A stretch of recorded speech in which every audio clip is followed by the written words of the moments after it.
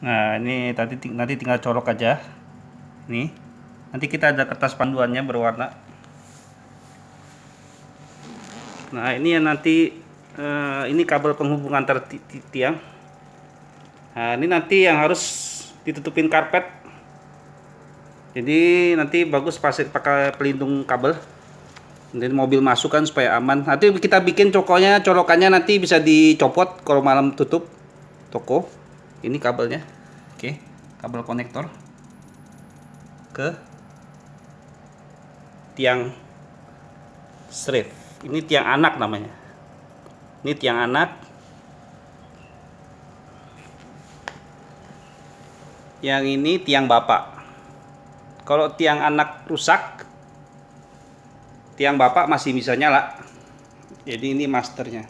Kalau tiang master rusak, ya tiang anak nggak nyala. Tapi sejauh ini tidak ada masalah. Kami pasang di rumah Atsiri dan lain-lain ya. Penting toko tutup, matikan tiang. Buka, nyalakan tiang.